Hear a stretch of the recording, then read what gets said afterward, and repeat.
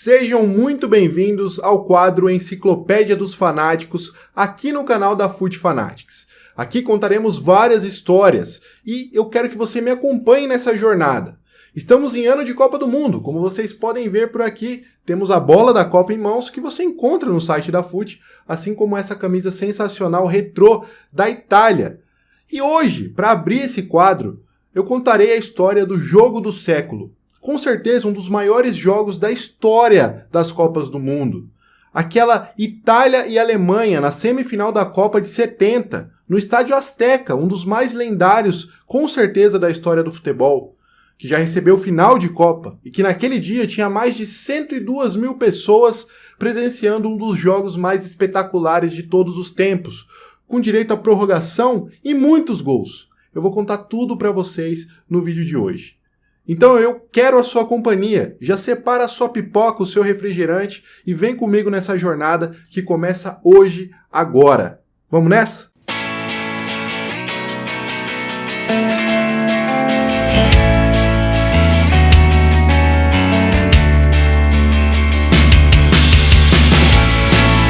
Bom, para a gente começar, eu tenho que te dizer que as duas seleções chegaram para esse jogo em situações opostas. A Itália venceu com tranquilidade o México 3 dias antes, por 4-1 em sua partida pelas quartas de final. Já a Alemanha Ocidental sofreu muito e precisou da prorrogação para eliminar também a gigante Inglaterra por 3-2. Então não dava para ignorar esse fato de que a Alemanha Ocidental já chegava para esse jogo sofrendo muito com a questão muscular, com a fadiga e com o pouco tempo de recuperação depois de uma batalha pelas quartas de final contra a Inglaterra. A Itália já tinha essa vantagem. E comprovando o favoritismo, a Itália foi para cima. E logo aos 8 minutos, Boninsenha tabelou com Gigi Riva e chutou no canto, abrindo o placar para a Itália.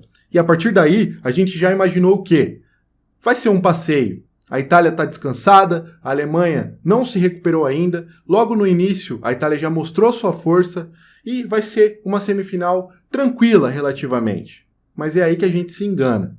Porque aconteceu exatamente o oposto. Ao contrário do que todos imaginavam de que a Itália iria para cima, aproveitar essa questão física e aproveitar do talento de Mazzola, um grande jogador italiano na época, e sua habilidade para sufocar a Alemanha, isso não aconteceu. A Itália progressivamente se retrancava.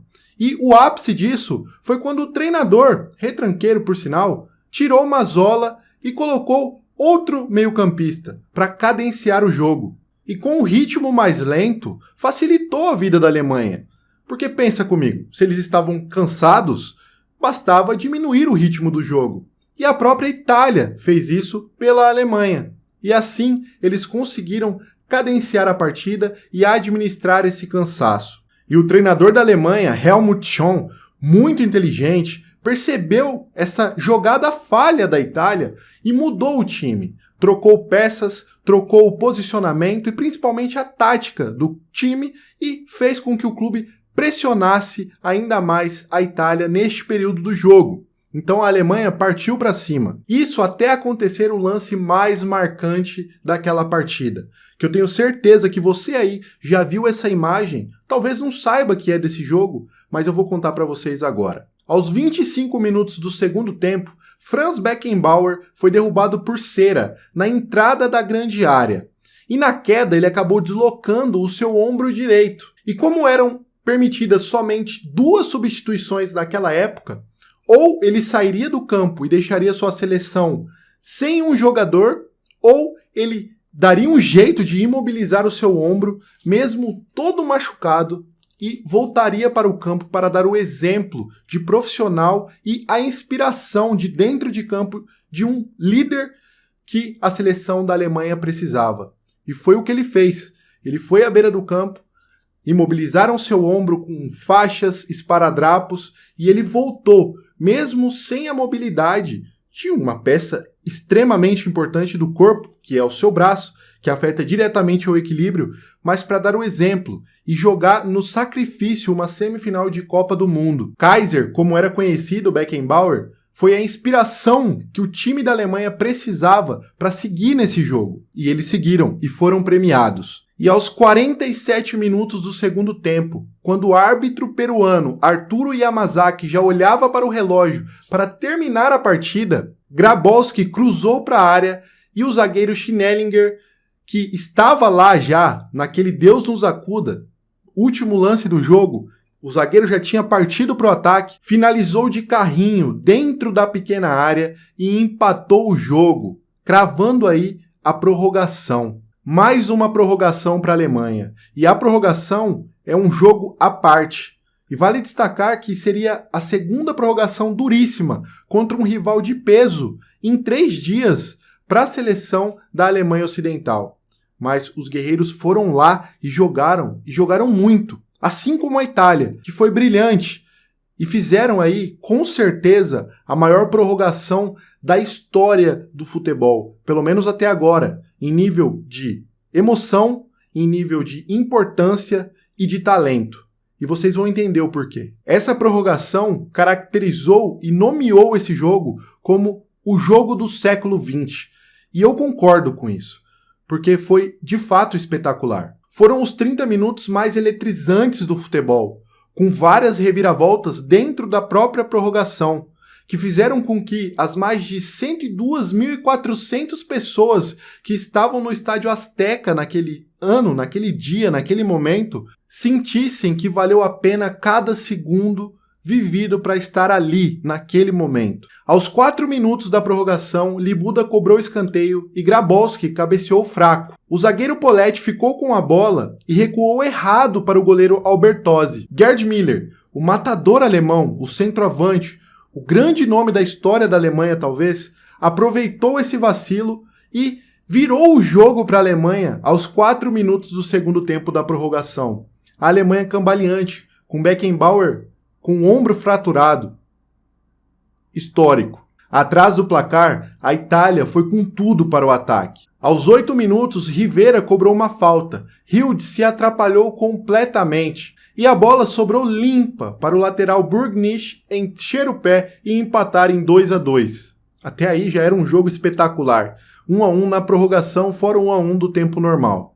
Aos 13 minutos da prorrogação, Domenghini encontra Riva. Ele demonstra toda a sua habilidade ao driblar Schulz e acertar um chute bem no cantinho, virando o jogo para 3-2 novamente para a Itália. Ou seja, a segunda virada do jogo. Itália na frente novamente. 3-2 na prorrogação. E todo mundo já achava que a Alemanha estava derrotada. Mas aos 5 minutos do segundo tempo da prorrogação, uma jogada ensaiada numa cobrança de escanteio, a bola é alçada na área, ajeitada para Gerd Müller, o grande matador alemão, e o jogo está empatado novamente, 3-3. E era completamente inesperado o que fosse acontecer dali para frente. Um jogo que acabou 1-1, depois de Beckenbauer estar com o ombro lesionado. A Alemanha vindo de uma prorrogação duríssima contra a Inglaterra. A Itália favorita pela questão física. Mas a verdade era uma só. Aos 5 minutos do segundo tempo da prorrogação, o jogo estava 3-3. Mas apenas 1 minuto depois, como o jogo era simplesmente imprevisível, Facchetti lança a Boninsenha, ele passa na corrida por Schulz e cruza para o meio da área. Rivera, livre, acerta o contrapé de Sepp Maier e dá fim ao jogo, 4-3 para a Itália, no segundo tempo da prorrogação, depois de uma semifinal simplesmente espetacular. E mesmo lutando como sempre, não só nesse jogo, mas em toda a Copa do Mundo, os alemães não conseguiram buscar o empate novamente, mas eles entregaram para aquelas 102.444 pessoas que estavam no Estádio Azteca um jogo que vai ficar na memória de todas aquelas pessoas que estiveram lá e fizeram daquela Copa de 70, que o Brasil depois goleou a Itália na final, uma das maiores de todos os tempos. E a Alemanha, Beckenbauer, com o símbolo de gigantismo que ele teve, fez com que nunca esquecêssemos desse jogo e que ele fosse considerado até hoje o jogo do século XX e com certeza um dos maiores jogos, se não o maior jogo da história de todas as Copas do Mundo. em um estádio lendário, com 2 camisas pesadíssimas de campeões mundiais e que entregaram pra gente uma memória pra lá de gostosa de ser relembrada. E esse foi o primeiro episódio aqui da Enciclopédia dos Fanáticos, contando a história desse jogo simplesmente espetacular, esplêndido. Mas eu quero saber de vocês.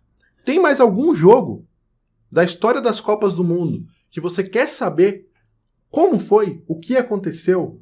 Ou alguma outra curiosidade que vocês têm interesse em saber? Conta pra gente.